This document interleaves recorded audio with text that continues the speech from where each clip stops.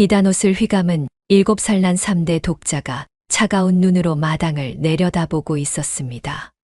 그 시선 끝에는 짐승처럼 엎드려 쉰 밥을 주워 먹는 늙은 할머니가 있었습니다. 하인들이 아이야, 저 할머니가 불쌍하지도 않으냐고 묻지만 아이는 서늘하게 웃으며 대답했습니다. 짐승에게 밥을 주는 법은 주인 마음이라고 말입니다.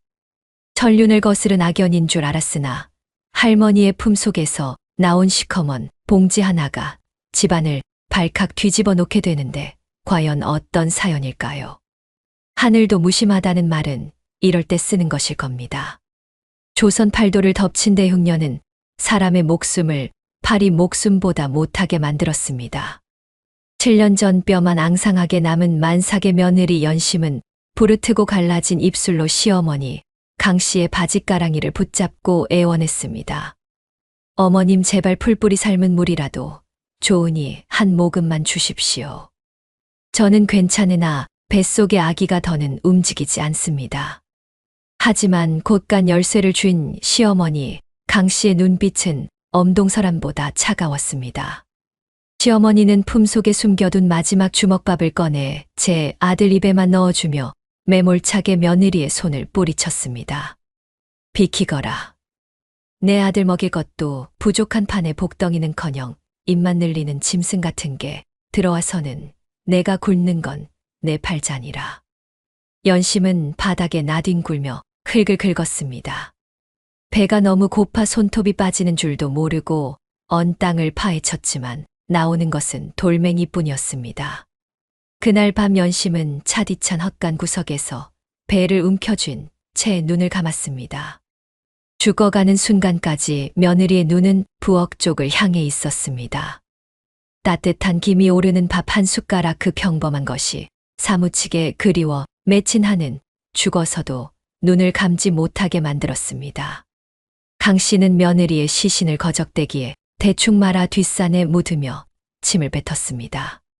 지독한 년 기어이 죽어나가네. 액땜했다, 셈치자. 그렇게 천륜을 저버린 죄업은 사라지는 듯 했습니다. 하지만 인광고였을까요?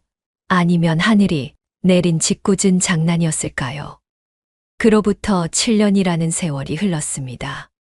강 씨의 아들은 장사 수완을 발휘해 큰돈을 벌었고 몰락했던 가문은 고래등 같은 기와집으로 다시 일어섰습니다. 그리고 그 집안에 3대 독자라는 귀하디 귀한 아들이 태어났으니 이름은 보검이라 했습니다.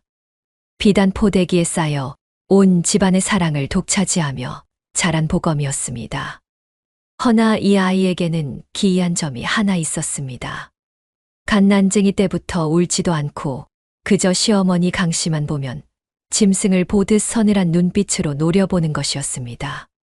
어느덧 7살이 된 보검은 또래 아이들처럼 뛰어노는 법이 없었습니다. 뒷짐을 지고 어른처럼 걸으며 집안의 대소사를 꿰뚫어보는 영특함이 있었으나 그 영특함은 어딘가 섬뜩했습니다. 보검은 전생의 기억 즉 굶어 죽은 며느리 연심의 기억을 고스란히 간직한 채 환생한 것이었습니다. 내 배를 골려 죽인 저 늙은 여우 내 기필코 이 집안의 피를 말려 죽이리라 다짐했습니다. 보검이 비단옷을 입고 기름진 고기를 씹으며 복수의 칼날을 갈고 있을 때 공교롭게도 집안의 가장 큰 어른인 강 씨에게 궤변이 닥쳤습니다. 평생을 떵떵거릴 줄 알았던 강 씨에게 망령이라는 모진 손님이 찾아온 것입니다. 멀쩡하던 강 씨가 갑자기 밥상을 뒤엎으며 비명을 지르는 일이 잦아졌습니다. 쌀독이 비었어. 다 굶어 죽을 거야. 아껴야 해. 곳간에 쌀이 썩어날 정도로 쌓여있건만 강 씨의 머릿속은 여전히 7년 전 흉년의 공포 속에 갇혀있는 듯 했습니다. 강 씨는 밤마다 하녀들의 숙소에 몰래 들어가 개밥 그릇에 담긴 식은 밥 찌꺼기를 훔쳐다 치마폭에 숨겼습니다. 노마님 제발 이러지 좀 마십시오. 아들 체면도 생각하셔야죠. 하녀들이 기겁하며 말려도 소용없었습니다. 강 씨는 헝클어진 머리에 밥풀을 잔뜩 묻힌 채 구석에 웅크리고 앉아 덜덜 떨며 중얼거렸습니다. 이거 숨겨야 해. 뺏기면 안 돼. 우리 며느리 줘야 하는데. 그 광경을 대청마루에서 내려다보는 이가 있었으니 바로 7살 손자 보검이었습니다. 보검의 입가에 싸늘한 미소가 번졌습니다. 자신이 그토록 당했던 배고픔의 고통을 이제는 저 늙은이가 당할 차례라고 생각하니 묵은 체증이 내려가는 듯했습니다. 그래 더 비참하게 망가지거라. 그게 내가 지은 죄의 무게니라 생각했습니다. 화려한 비단옷을 입은 손자와 흙바닥에서 쉰밥을 탐하는 할머니의 비극은 이제 막 그 처참한 막을 올리고 있었습니다. 햇살이 기와지붕 위로 따스하게 내리쬐는 평화로운 오후였습니다. 허나 이 대감댁의 뒷마당 계집 앞에서는 차마 눈뜨고 볼 수 없는 기괴한 풍경이 펼쳐지고 있었습니다. 이놈의 똥개야, 저리 비키지 못해. 이건 내 거야. 내 며느리 줄 거란 말이야.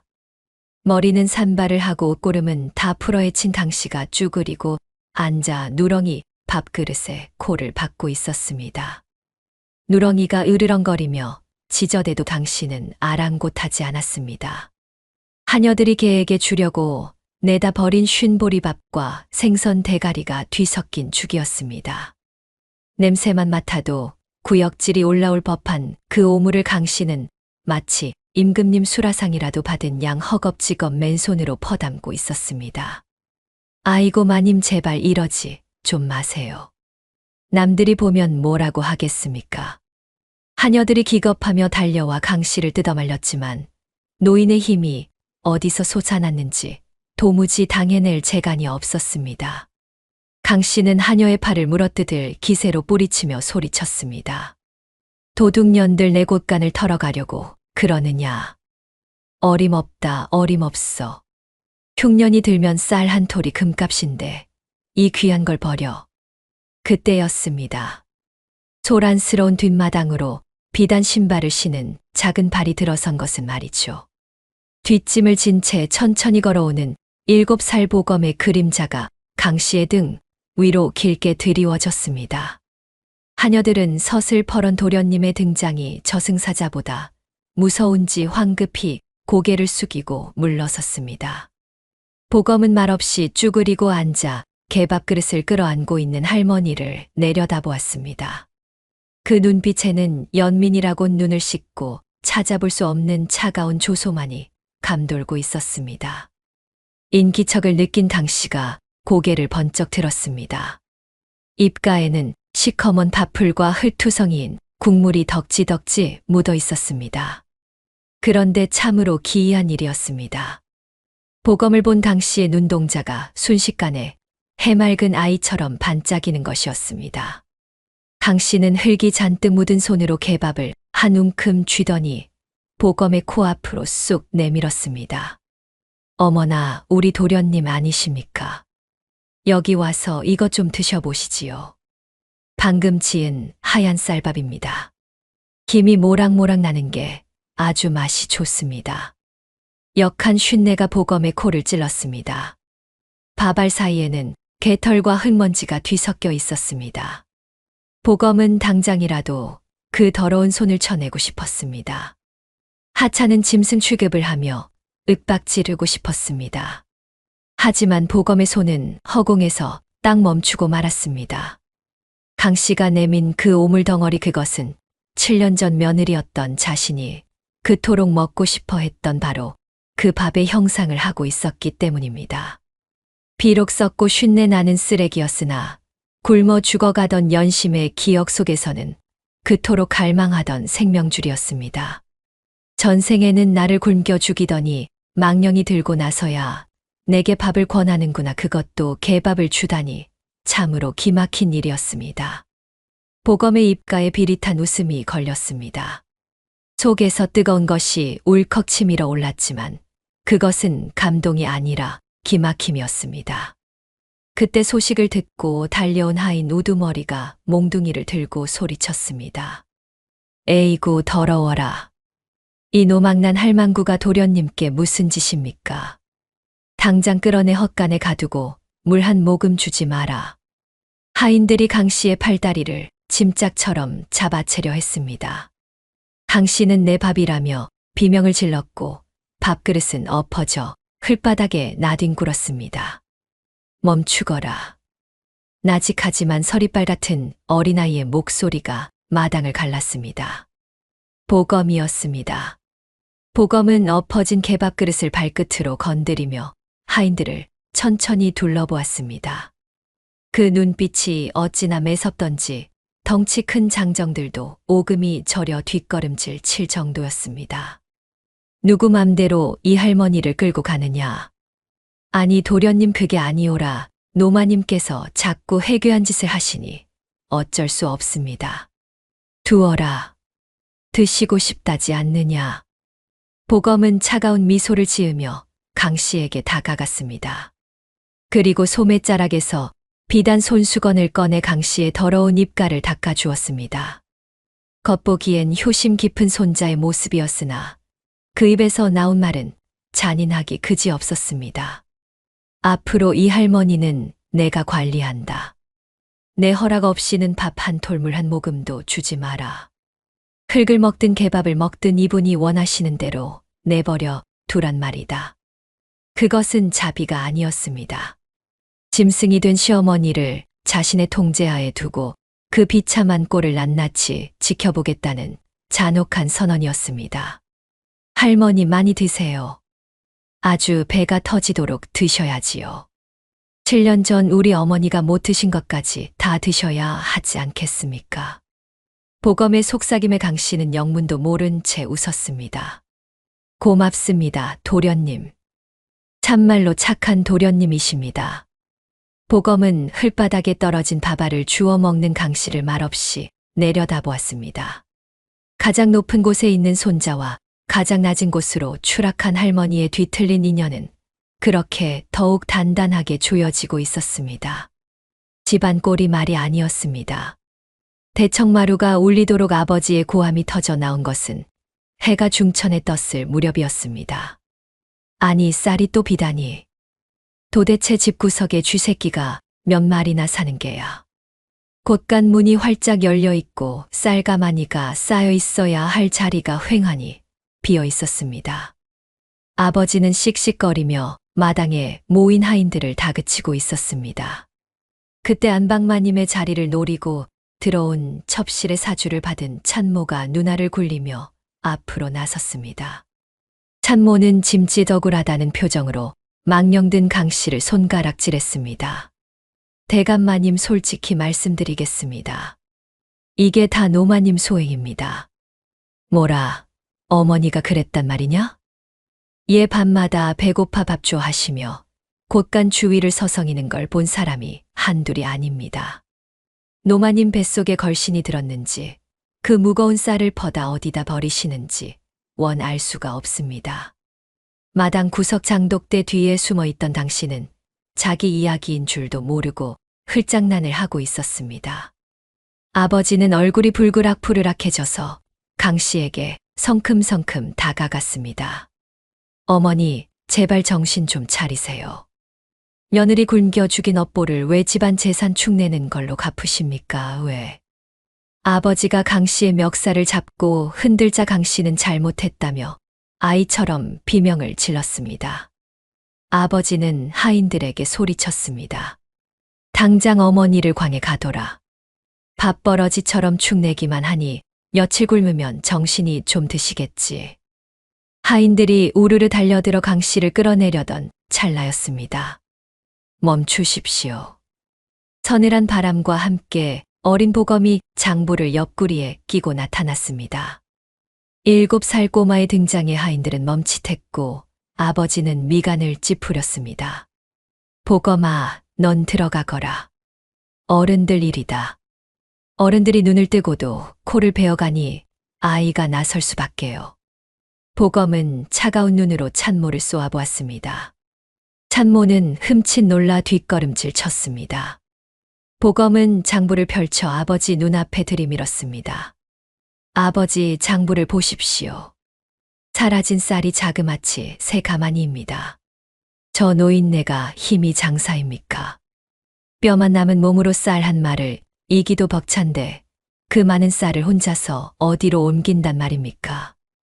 아버지가 말문이 막히자 보검은 참모에게 천천히 걸어갔습니다. 보검의 눈빛은 마치 죄인을 신문하는 저승사자 같았습니다. 이복의 자네 소매 좀 걷어보게. 또 도련님, 제가 왜 거들하지 않느냐. 보검의 불호령에 참모가 떨리는 손으로 소매를 걷었습니다. 그러자 옷소매 주름 사이에서 하얀 쌀겨 가루가 우수수 떨어졌습니다. 보검은 코웃음을 쳤습니다. 밤새 쌀을 퍼 나르느라 옷 갈아입을 시간도 없었나 보군. 저 담벼락 밑에 쌀가마니 끌린 자국이 선명하던데 내년 방바닥을 뜯어보면 훔친 쌀을 판 돈꾸러미가 나오겠지. 참모는 그 자리에 털썩 주저앉았습니다. 아이고 죽을 죄를 지었습니다. 새 마님께서 시키시는 대로 하면 한 미천 챙겨주신다기에 그만 그랬습니다. 사태가 파악된 아버지는 몽둥이를 들고 참모를 흠씬 두들겨 팼고 집안은 참모의 곡소리로 가득 찼습니다. 누명은 벗겨졌고 진짜 도둑은 끌려나갔습니다. 소란이 가라앉자 보검은 흙투성이가 된 채 구석에 웅크리고 있는 강 씨에게 다가갔습니다. 강 씨는 방금 무슨 일이 있었는지조차 모르는 눈치였습니다. 그저 보검이 다가오자 웃으며 꼬질꼬질한 손을 내밀었습니다. 도련님, 착한 도련님. 강 씨가 보검의 손바닥에 쥐어준 것은 작은 조약돌이었습니다. 헝겊 조각에 소중하게 쌓여있는 돌멩이였습니다. 이거 사탕이야. 내가 아껴둔 거야. 우리 며느리 주려고 했는데 도련님 먹어. 보검은 손바닥 위에 돌멩이를 내려다보았습니다. 목구멍에서 뜨거운 덩어리가 치밀어 올랐습니다. 자신을 굶겨 죽였던 그 손으로 이제는 돌멩이를 사탕이라 믿으며 건네는 이 기막힌 아이러니에 보검은 돌멩이를 꽉 쥐었습니다. 손바닥에 생채기가 날 만큼 말입니다. 고맙습니다. 아주 달겠네요. 보검의 목소리는 물기 없이 메마르고 차가웠지만 그 눈빛만은 아주 잠시 흔들리고 있었습니다. 할머니를 구한 것은 사랑이 아니었습니다. 그저 멍청한 하인들이 자신의 장난감을 망가뜨리는 꼴을 볼 수 없었기 때문이라 보검은 스스로에게 되뇌었습니다. 하지만 당시가 건넨 돌멩이에 옮기는 보검의 차가운 복수심에 아주 작은 균열을 내고 있었습니다. 밤이 깊었으나 대감되게 불은 꺼질 줄 몰랐습니다. 마당 한가운데 요란한 징소리와 꽹과리 소리가 울려 퍼지고 오색 깃발이 기괴하게 펄럭였습니다. 물러가라. 이 더러운 아귀 귀신아 썩 물러가라. 새로 들어온 첩실 홍씨의 강력한 추천으로 불려온 무당이 작두를 타듯 팔짝팔짝 뛰며 칼춤을 추고 있었습니다.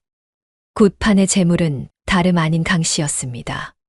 강 씨는 멍석 위에 꿇어앉혀진 채 공포에 질려 떨고 있었습니다. 무당은 복숭아 나무 가지를 휘두르며 강 씨의 등짝을 사정없이 후려쳤습니다. 복숭아 나무가 귀신을 쫓는다지만 그것은 악귀를 쫓는 게 아니라 늙고 병든 노인의 뼈를 부러뜨릴 듯한 매질이었습니다. 아이고 아파. 아파요. 밥 줘요. 때리지 마. 강 씨가 비명을 지르며 몸을 웅크릴 때마다 등 위로 시퍼런 멍이 들이찼습니다. 하지만 첩실 홍 씨는 부채로 입을 가린 채 눈웃음을 치며 아버지를 부추겼습니다. 대감마님 보시지요. 노마님 몸에 붙은 걸신이 발악을 하는 겁니다. 저걸 떼어내야 집안에 우환이 사라지고 우리 보검 도련님 앞길도 트이지 않겠습니까? 그렇긴 하다만 너무 심한 것 아니냐? 어머 독한 병에는 독한 약을 써야지요. 아버지가 우물쭈물하는 사이 무당의 눈이 뒤집혔습니다. 무당은 입에 머금었던 붉은 물을 강 씨의 얼굴에 확 뿜으며 소리쳤습니다. 피다. 아귀가 피를 토한다. 조금만 더 치면 나간다. 무당이 다시 굵은 가지를 들어 강 씨의 정수리를 내리치려던 바로 그 순간이었습니다. 그 손 멈추지 못할까. 천둥 같은 호통이 굿판을 갈랐습니다. 꽹과리 소리가 뚝 끊기고 사람들의 시선이 대청마루로 쏠렸습니다. 잠옷 차림의 7살 보검이 서 있었습니다.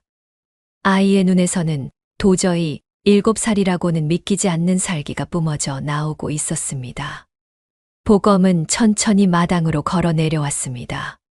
무당은 어린아이의 기세에 눌려 멈칫하면서도 짐짓 엄한 표정을 지었습니다. 도련님은 물러가십시오.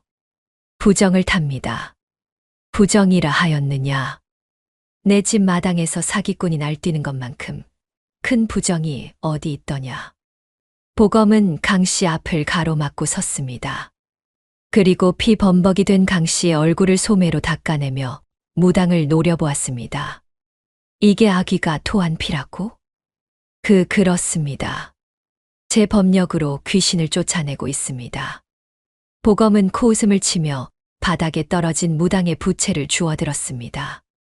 그리고 부채 끝을 찢어버렸습니다. 그러자 그 안에서 붉은 물감이 든 돼지 오줌보가 툭 터져 나왔습니다. 비릿한 피 냄새가 진동했습니다. 이런 조잡한 눈속임으로 내 아버지를 홀리고 내 할머니를 짐승 패듯 패다니 제정신이냐. 순식간에 벌어진 일에 아버지는 입을 딱 벌렸고 첩실 홍씨의 얼굴은 사색이 되었습니다. 보검은 붉은 물감이 묻은 부채를 무당의 면상에 집어던졌습니다. 내년이 진짜 무당이라면 내 눈에 씌인 살부터 익었어야지. 당장 관아에 고변하여 내년의 곤장을 치게 하고 이 사기극을 사주한 자들의 주둥이를 찢어놓기 전에 썩 꺼져라. 보검의 시선이 슬쩍 홍씨를 스치고 지나갔습니다. 무당은 사색이 되어 짐을 챙길 새도 없이 주랭랑을 쳤습니다. 굿판은 순식간에 난장판이 되었고 마당에는 정적만이 감돌았습니다. 보검은 멍투성이가 된 채 웅크리고 있는 강씨를 일으켜 세웠습니다. 강씨는 보검의 옷자락을 붙잡고 떨며 물었습니다. 도련님 밥 주러 왔어. 나 안 아파 때리지 마. 보검은 엉망이 된 할머니의 몰골을 보며 이를 악물었습니다. 7년 전 자신을 매질하던 시어머니의 모습과 겹쳐 보였지만 지금 눈앞에 있는 건 그저 학대받는 노인일 뿐이었습니다. 보검은 고개를 돌려 넋이 나간 아버지와 홍씨를 싸늘하게 쏘아보았습니다. 아버지 가문의 큰어른을 잡귀 취급하여 매질을 시키다니요. 이게 양반가에서 가당키나 한 일입니까? 아니 보검아 나는 그저 앞으로 다시는 집안에 무당이니 뭐니 들이다간 제가 가만히 있지 않을 겁니다. 그땐 아버지가 아니라 이 집안의 3대 독자로서 문중회의를 소집할 것입니다. 보검은 강씨의 손을 잡고 안채로 향했습니다. 작은 아이의 등이 태산처럼 커 보였습니다. 아버지와 홍씨는 그 뒷모습에 압도되어 찬바람이 부는 마당에 한참이나 서 있어야 했습니다. 강씨는 보검의 손을 꼭 쥐고 아픈 것도 잊은 채 웃었습니다. 우리 도련님 힘이 장산에 밥 많이 먹어서 그런가 봐. 보검의 손에 힘이 들어갔습니다. 복수라 여겼던 감정이 자꾸만 다른 무언가로 변해가고 있었습니다. 그것은 연민이었을까요? 아니면 핏줄이 당기는 본능이었을까요? 살을 애는 듯한 칼바람이 문풍지를 사정없이 때리는 한겨울 밤이었습니다. 온 세상이 꽁꽁 얼어붙어 숨쉬기조차 힘든 그날 밤잠을 자던 보검은 묘한 기척에 눈을 떴습니다. 습관처럼 할머니가 웅크리고 자는 아랫목 구석을 확인했으나 자리는 텅 비어 있었습니다. 이불은 차갑게 식어 있었고 뒷문은 살짝 열려 찬 바람이 새어 들어오고 있었습니다. 이 밤중에 또 어디를 기어 나간 건지 보검은 혀를 차며 두꺼운 속옷을 걸치고 밖으로 나갔습니다. 마당에는 하얀 눈이 소복이 쌓여 있었는데 그 눈 위로 맨발 자국 하나가 비틀거리며 뒷마당 우물가로 향해 있었습니다. 고요한 밤 공기를 가르고 물장구 치는 소리가 들려왔습니다. 보검이 발소리를 죽이고 다가가니 우물가에 홑겹 저고리 차림의 강씨가 쭈그리고 앉아 있었습니다. 강씨는 맨손으로 두꺼운 우물 얼음을 깬 뒤 그 살인적인 냉수 속에 손을 집어넣고 무언가를 열심히 비벼 빨고 있었습니다. 하얀 입김이 뿜어져 나오고 강 씨의 어깨는 추위에 사시나무 떨듯 떨리고 있었습니다. 할머니, 지금 제정신입니까? 보검이 달려가 강 씨의 어깨를 잡아챘습니다. 강 씨의 손은 이미 동상에 걸려 시퍼렇게 죽어 있었고 손등은 터져서 피가 배어 나오고 있었습니다. 그런데도 강 씨는 빨래를 놓지 않았습니다. 노인이 빨고 있는 것은 7년 전 며느리 연심이 입었던 낡아빠진 무명 치마였습니다. 보검이 억지로 손을 빼내려 하자 강 씨가 기겁하며 빨랫감을 가슴에 품었습니다. 그리고 초점 없는 눈으로 보검을 올려다보며 검지를 입술에 갖다 댔습니다. 쉿 도련님 조용히 해. 우리 며느리 깬다. 뭐라고요? 우리 연심이 이제 곧 산달이야. 몸도 약한 애가 찬물 만지면 안 돼. 산후풍 들면 평생 고생해. 내가 해야 돼, 내가. 보검은 머리를 한 대 얻어맞은 듯 멍해졌습니다. 7년 전 바로 이 우물가였습니다. 만삭의 몸이었던 연심이 산더미 같은 빨래를 하고 있을 때 강 씨는 따뜻한 방 안에서 문을 빼꼼 열고 소리쳤었습니다.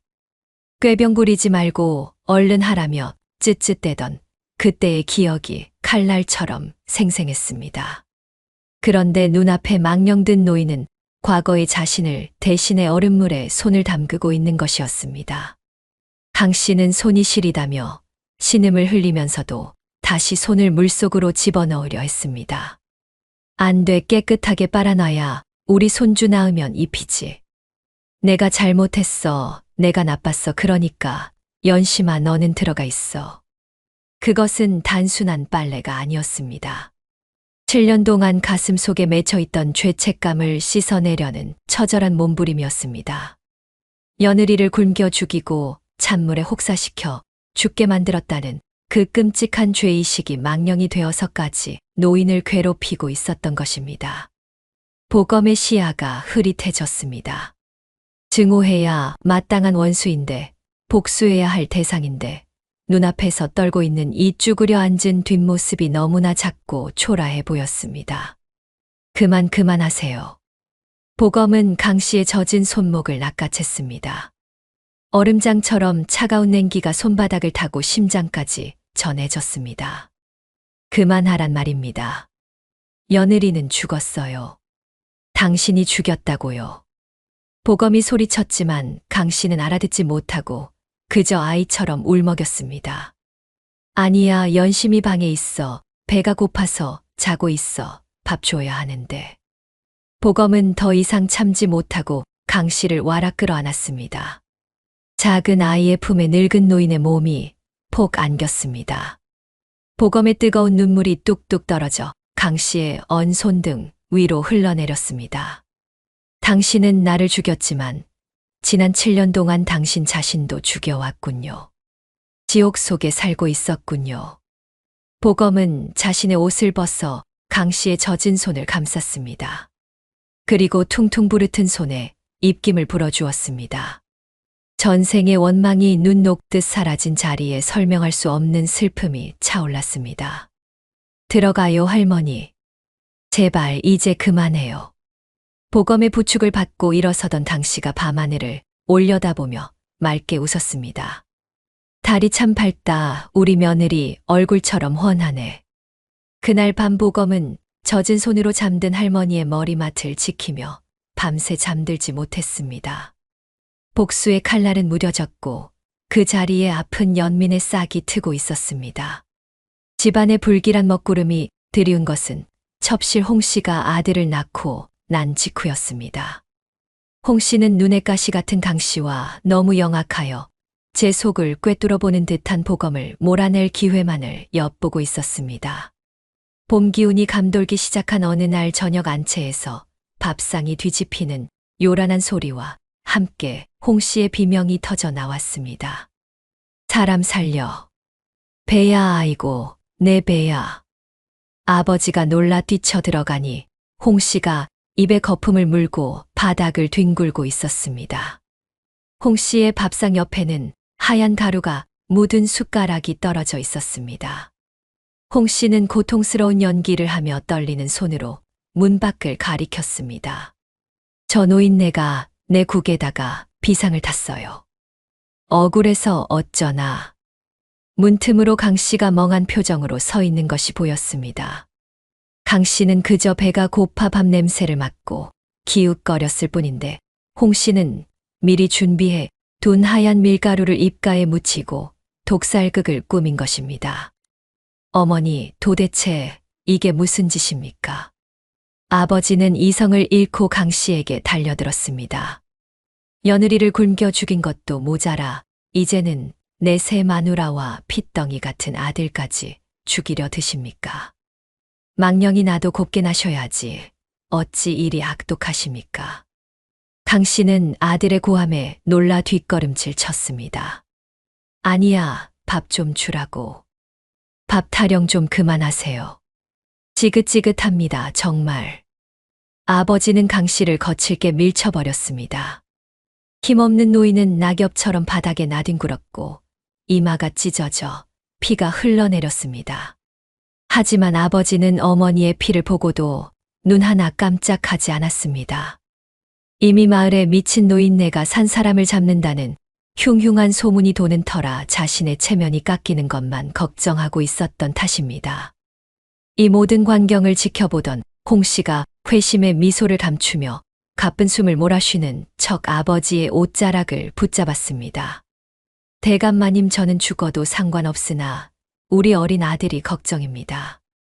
저 망령난 분이 또 무슨 해코지를 할지 모르니 차라리 제가 나가겠습니다. 홍 씨의 교묘한 협박에 아버지는 결단을 내렸습니다. 아버지는 핏발선 눈으로 하인들을 호출했습니다. 여봐라. 당장 뒷산에 움막을 지어라. 그것은 청천벽력 같은 소리였습니다. 어머니 몸에 연병 기운이 도는 것 같다. 놔두면 집안 식구들이 다 옮을 터이니 산속 별채의 피병을 가시게 하라. 아버지는 피병이라는 그럴싸한 핑계를 댔습니다. 그래야 불효자라는 비난을 피할 수 있을 테니까요. 하지만 그것은 사실상 산채로 내다 버리는 고려장이나 다름없는 처사였습니다. 하인들조차 그 명령이 너무나 비정하여 웅성거렸습니다. 대감마님, 아무리 그래도 산속은 밤에 짐승이 들끓고 추운데요. 잔말 말고 시키는 대로 해. 내 눈앞에서 당장 치워버리란 말이다. 아버지의 불호령의 하인들은 어쩔 수 없이 지게를 준비했습니다. 그때 방문이 벌컥 열리며 보검이 걸어 나왔습니다. 보검은 바닥에 쓰러져 피를 흘리는 할머니와 독살쇼를 벌인 홍 씨, 그리고 인륜을 저버린 아버지를 차례로 쏘아보았습니다. 7살 아이의 눈이라고는 믿을 수 없을 만큼 깊은 경멸이 담겨 있었습니다. 아버지 정말 후회하지 않으시겠습니까? 보검의 나직한 물음에 아버지는 흠칫 놀랐지만 이미 엎질러진 물이라 여겼는지 고개를 돌려버렸습니다. 다 너를 위해서다. 내가 저 망령난 할미 밑에서 뭘 보고 배우겠느냐. 썩은 가지는 잘라내야 나무가 사는 법이다. 보검은 썩은 가지라는 말에 입술을 깨물었습니다. 아버지가 잘라내려 하는 것은 썩은 가지가 아니라 이 집안의 마지막 남은 뿌리이자 양심이었습니다. 좋습니다.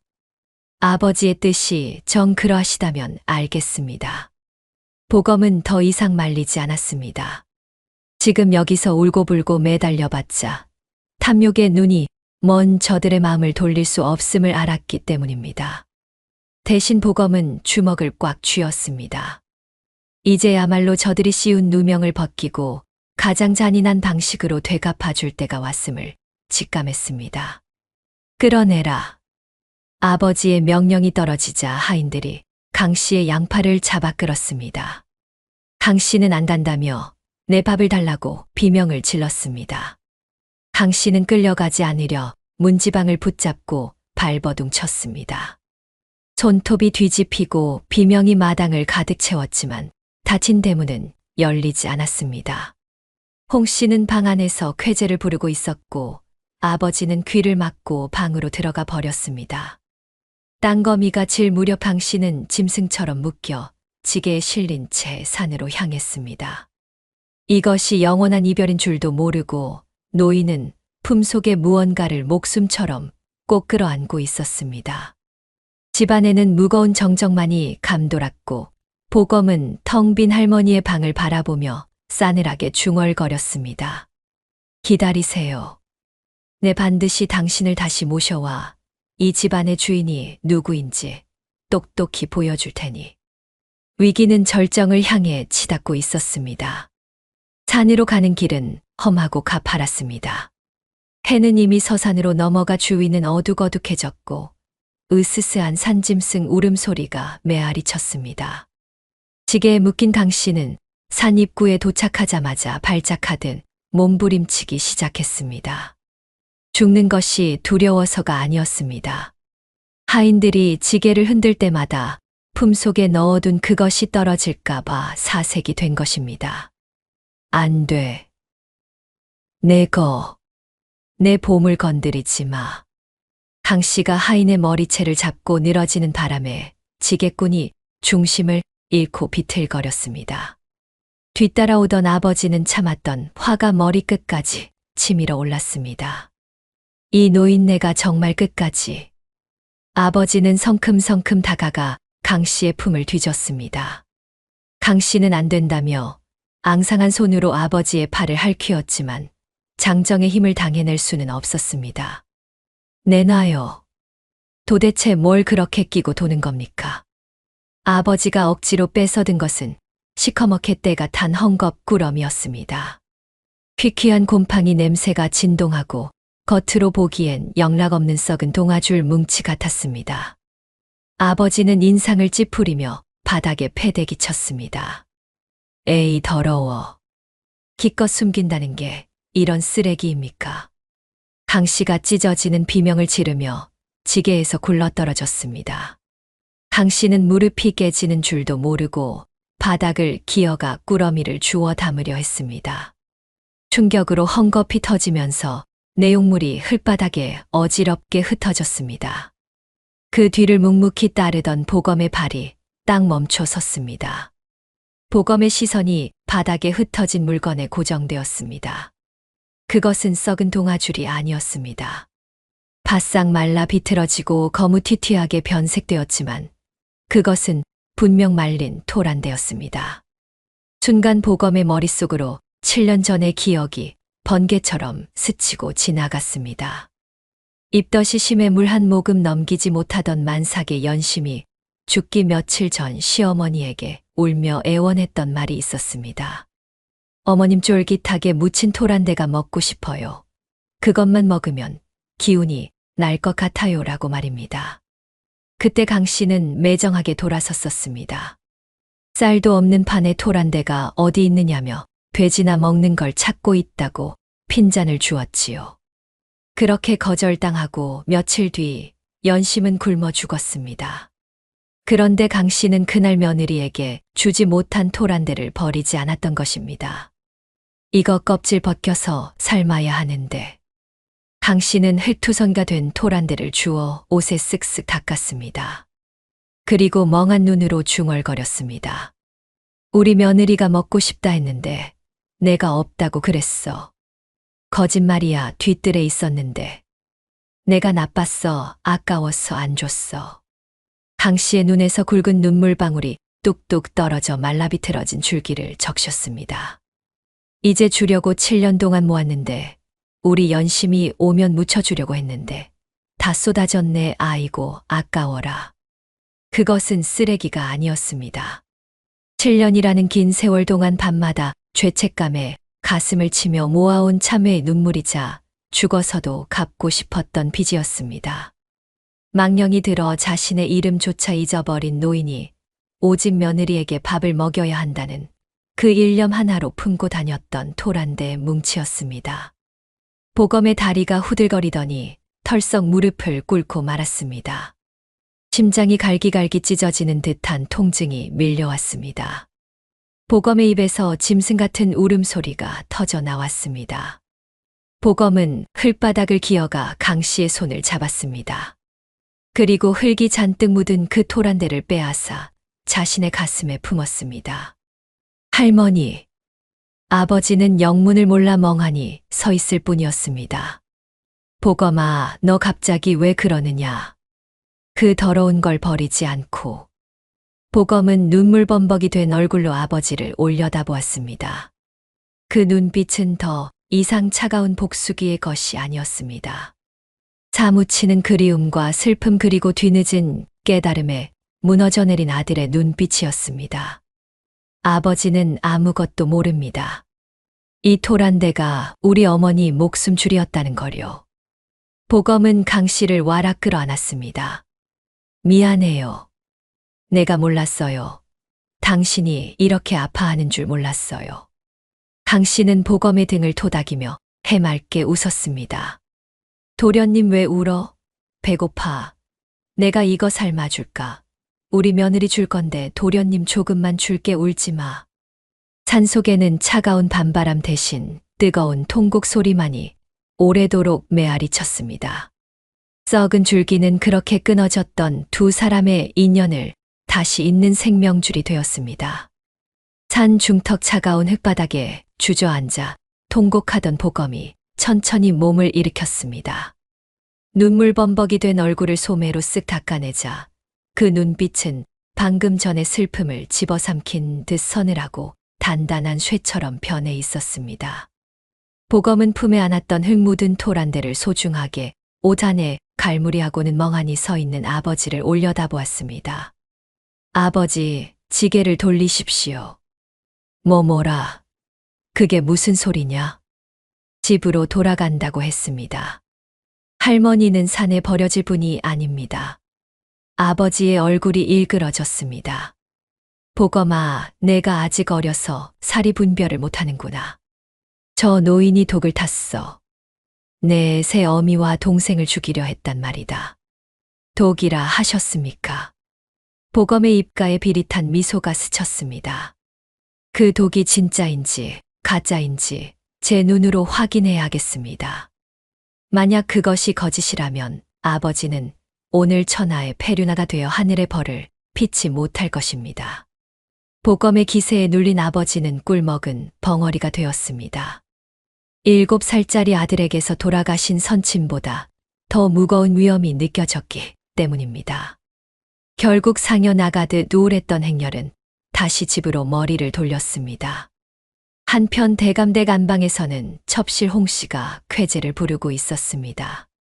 눈에 가시 갔던 시어머니가 사라졌으니 이제 이 집안의 곳간 열쇠는 제 것이나 다름없었기 때문입니다. 홍씨는 콧노래를 부르며 곶감을 빼 먹고 있었습니다.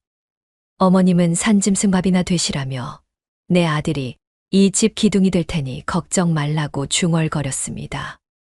그때 안방문이 부서져라 열렸습니다. 홍씨가 놀라 곶감을 목구멍에 걸릴 뻔했습니다. 문 밖에는 산으로 갔던 보검이 서 있었습니다. 그리고 그 뒤로 죽으러 간 줄 알았던 당씨가 하인의 등에 엎혀 들어오는 것이 아니겠습니까? 아니 도련님 여길 왜 다시? 홍씨의 얼굴이 백지장처럼 하얗게 질렸습니다. 뒤따라 들어온 아버지가 씩씩거리며 물었습니다. 부인 자네 말이 사실인가? 정말 어머니가 독을 넣었어?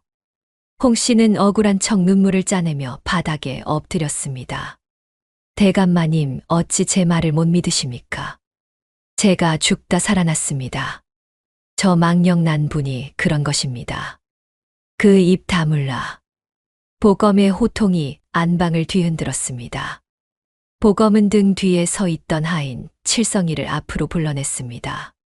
칠성아, 아까 내가 뒷간에서 주웠다던 종이 어서 내놓거라. 칠성이가 벌벌 떨며 품에서 구겨진 종이 뭉치를 꺼내 아버지 앞에 내려놓았습니다. 그것은 약방에서 쓰는 약재 포장지였는데 안에는 하얀 가루가 조금 남아 있었습니다. 아버지, 이것 좀 보십시오. 이건 비상이 아니라 떡을 만들 때 쓰는 쌀가루입니다. 그리고 이 종이는 오늘 낮새 어머니가 장터 떡집에서 몰래 얻어온 것이지요. 칠성이가 그 광경을 똑똑히 보았습니다. 그렇지. 보검은 홍 씨를 싸늘하게 노려보며 물었습니다. 예, 맞습니다요. 작은 마님께서 아무도 모르게 뒷간에 버리라 하셨는데 제가 혹시 몰라 주워뒀습니다요. 모든 것이 드러났습니다. 강 씨를 내쫓기 위해 쌀가루를 독약이라 속이고 자작극을 벌인 것입니다. 아버지의 손이 부들부들 떨렸습니다. 배신감과 자신의 어리석음에 대한 분노가 치밀어 오른 아버지는 홍 씨의 뺨을 세차게 올려붙였습니다. 이 요망한 것 감히 내 눈을 속이고 어머니를 죽이려 해. 내가 사람 탈을 쓰고 어찌 이래. 아, 대감마님 잘못했습니다. 한 번만 용서해 주십시오. 홍 씨가 아버지의 바짓가랑이를 잡고 늘어졌지만 보검은 차갑게 돌아섰습니다. 여봐라. 이 여자를 당장 끌어내라. 관아에 넘겨 무고죄와 살인미수죄를 물을 것이다. 그리고 두 번 다시 이 집 문턱을 넘지 못하게 하라. 하인들이 달려들어 울부짖는 홍 씨를 개처럼 끌고 나갔습니다. 마당에는 홍 씨의 처절한 비명만이 남았다가 이내 대문 밖으로 사라졌습니다. 집안이 정리되자 보검은 멍하니 서 있는 아버지 앞에 섰습니다. 그리고 품속에서 흙 묻은 토란대 뭉치를 꺼내 아버지의 손에 쥐어주었습니다. 아버지, 이것이 무엇인지 아십니까? 그건 아까 그 쓰레기 아니냐? 이건 쓰레기가 아니라 할머니의 피눈물입니다. 보검은 당씨가 7년 동안 며느리를 위해 이것을 모아온 사연을, 그리고 며느리를 죽였다는 죄책감에 미쳐버린 사연을 담담히 이야기했습니다. 아버지의 눈에서 뜨거운 눈물이 주르르 흘러내렸습니다. 아버지는 강씨 앞에 무릎을 꿇고 오열했습니다. 하지만 당씨는 아들보다 그 옆에 선 보검을 보며 해맑게 웃고 있었습니다. 보검은 아버지를 일으켜 세우며 단호하고 엄중한 목소리로 선언했습니다. 아버지, 저는 이 집안의 3대 독자이자 장차 가문을 이끌어갈 사람입니다. 오늘부로 선언합니다. 이 할머니는 제 사람입니다. 제가 모실 것입니다. 보검아, 만약 아버지가 또다시 체면이니 뭐니 하며 할머니를 버리려 하신다면 그때는 저도 버리셔야 할 겁니다. 저와 할머니를 묻을 무덤 2개를 파셔야 할 겁니다. 7살 아들의 선언은 태산보다 무거웠습니다. 아버지는 고개를 떨구었고 집안의 실질적인 주인이 바뀐 순간이었습니다. 보검은 강씨의 손을 잡고 따뜻한 아랫목으로 이끌었습니다. 가요, 할머니. 이제 아무도 할머니 못 건드려요. 제가 지킬게요. 강씨는 보검의 손을 잡고 종종걸음으로 따라가며 중얼거렸습니다. 도련님 손이 참 따뜻하다며 꼭 며느리 손 같다고 말입니다. 폭풍우가 지나간 밤 집안에는 비로소 평화가 찾아들고 있었습니다. 계절이 몇 번 바뀌고 마당의 감나무에 붉은 홍씨가 주렁주렁 매달릴 무렵이었습니다. 첩씨를 내쫓고 평화를 되찾은 집안이었으나 강씨의 기력은 하루가 다르게 쇠해져만 갔습니다. 마치 7년 묵은 체증을 다 토해내고 이제 갈 때가 되었다는 듯 강씨는 대부분의 시간을 잠으로 보냈습니다. 그러던 어느 날 새벽이었습니다. 동이 트기도 전 푸스름한 어둠 속에서 부엌 아궁이에 불이 지펴지는 소리가 들렸습니다. 잠귀 밝은 보검이 눈을 떴습니다. 밥 짓는 냄새였습니다.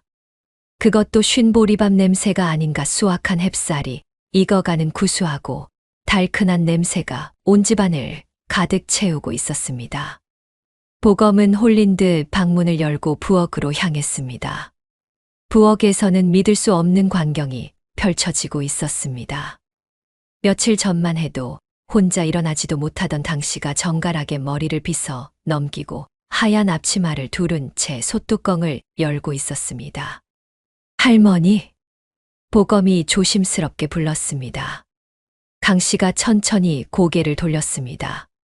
그런데 그 눈빛이 지난 몇 달간 보았던 멍하고 흐릿한 눈동자가 아니었습니다. 마치 7년 전 총기가 가득했던 그 시절로 돌아간 듯 맑고 깊은 눈이었습니다. 사람들은 그것을 죽기 직전 마지막 등불이 타오르는 순간 회광반조라 불렀습니다. 강 씨는 보검을 보고 환하게 웃었습니다. 일어났느냐? 어서 오너라. 밥 다 됐다. 강 씨의 손은 떨리고 있었지만 밥을 푸는 솜씨만은 예전 그대로였습니다.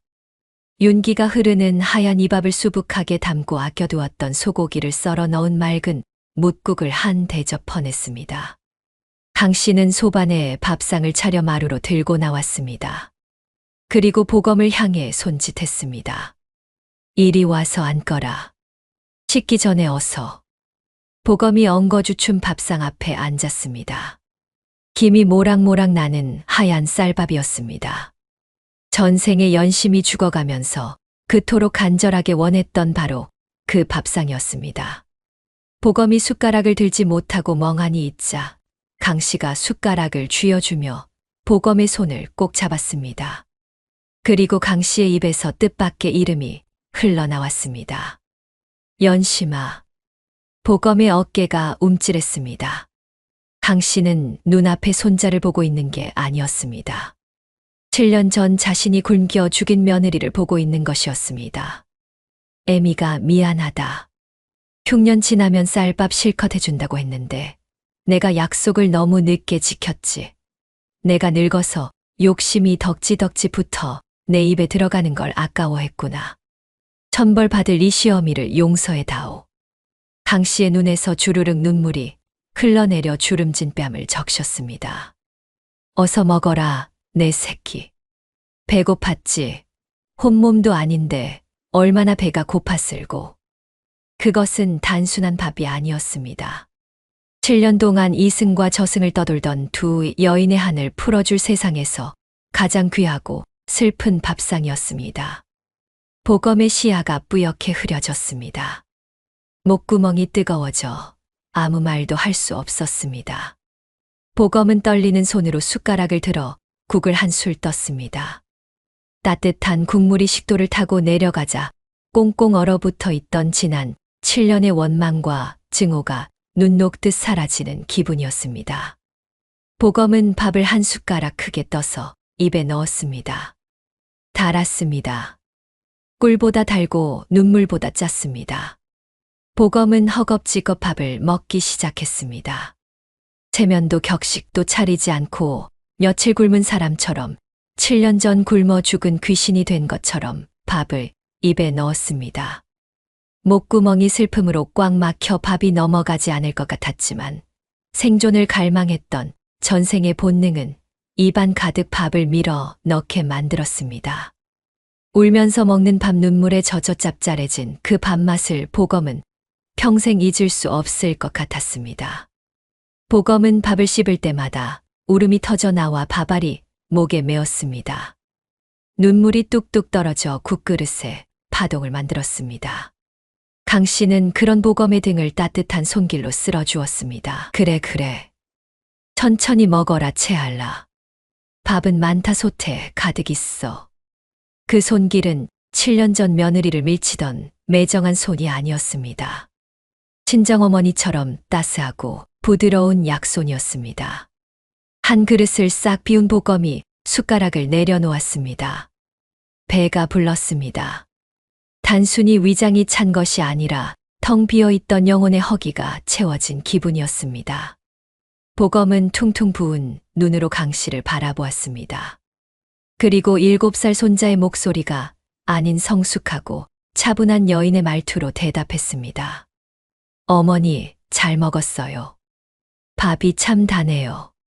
강 씨의 눈동자가 흔들렸습니다. 정말 배부르게 먹었니? 이제 배 안 고파. 네, 아주 배불러요. 이제 하나도 배 안 고파요. 그러니까 이제 그만 미안해하세요. 저 다 용서했어요. 어머니 덕분에 따뜻하게 배 채우고 갑니다. 그 순간 강 씨의 얼굴에 세상 무엇보다 평온한 미소가 번졌습니다. 평생을 옥죄어 오던 죄책감이라는 쇠사슬이 끊어지는 순간이었습니다. 다행이다, 참말로 다행이다. 우리 연심이 배부르면 됐다. 이제 나도 맘 편히 쉴 수 있겠다.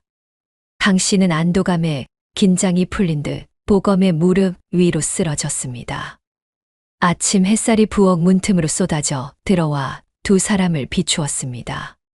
밥 짓는 냄새와 눈물 냄새가 뒤섞인 마루에서 그렇게 7년에 걸친 긴 복수의 여정은 사랑으로 매듭지어지고 있었습니다.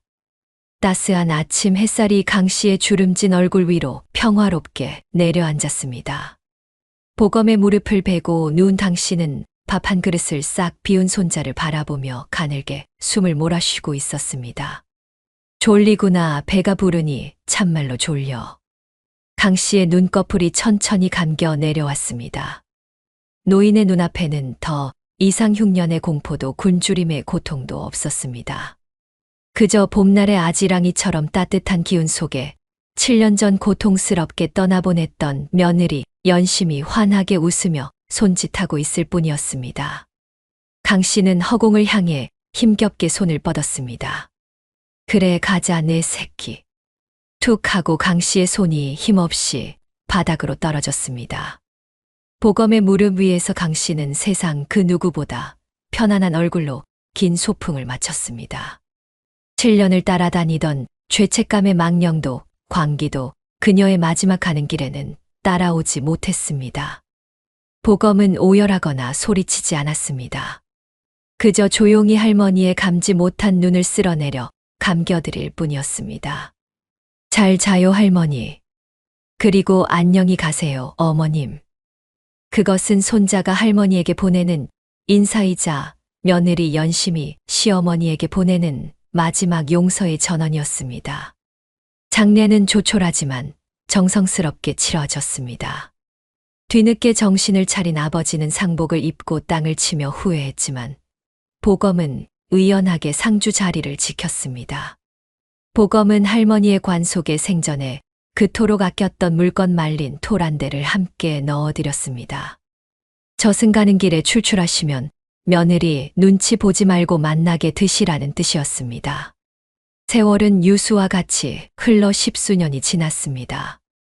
대감되게 어린 3대 독자였던 보검은 어느덧 약관의 나이를 넘긴 훤칠한 청년이 되었습니다. 보검이 가문을 이끌게 된 후 이 집안에는 큰 변화가 생겼습니다.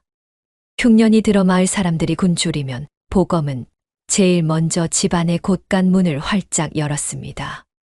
사람이 밥을 먹어야 사람답게 사는 법이라며 내 집 담장 안에서는 그 누구도 배고픔에 눈물 흘리게 하지 말라고 당부했습니다. 그것은 단순한 적선이 아니었습니다. 과거 밥 한 끼를 나누지 않아 멸문지화를 겪을 뻔했던 집안의 업보를 씻어내고 굶어 죽은 자신의 전생을 위로하는 보검만의 방식이었습니다. 사람들은 보검을 살아있는 부처라 칭송했으나 보검은 그저 쓸쓸하게 웃을 뿐이었습니다. 어느 화창한 5월의 늦봄 보검은 비싼 양지 바른 곳에 있는 묘소를 찾았습니다. 그곳에는 2개의 봉분이 나란히 솟아 있었습니다. 시어머니 강 씨와 며느리 연심이 합장된 묘소였습니다. 묘소 주변에는 하얀 꽃이 구름처럼 흐드러지게 피어 있었습니다. 쌀밥을 닮았다 하여 이름 붙여진 이팝나무였습니다.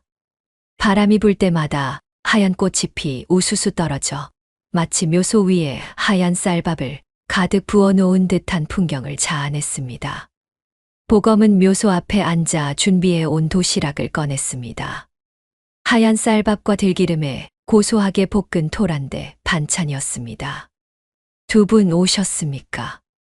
보검은 술 대신 밥그릇 뚜껑을 열어 묘비 앞에 놓았습니다. 올해는 풍년입니다. 쌀알이 아주 굵고 답니다. 이제는 썩은 동아줄이니 쉰밥이니 하는 것들은 다 잊으시고 이 하얀 쌀밥에 터지도록 나눠 드십시오. 바람이 훅 불어와 보검의 옷자락을 흔들었습니다. 이팝나무 꽃그네 아래서 보검은 오랫동안 밥상을 지키고 앉아 있었습니다. 마치 눈에 보이지 않는 두 여인이 마주 앉아 생전에는 나누지 못했던 밥 한 끼를 오순도순 나눠 먹는 것을 지켜보듯이 말입니다. 하얀 꽃비가 내리는 무덤가 그곳에는 더 이상 배고픈 귀신도 죄인도 없었습니다. 오직 밥 냄새처럼 구수하고 따뜻한 사랑만이 봄바람을 타고 온 산천으로 퍼져나가고 있었습니다.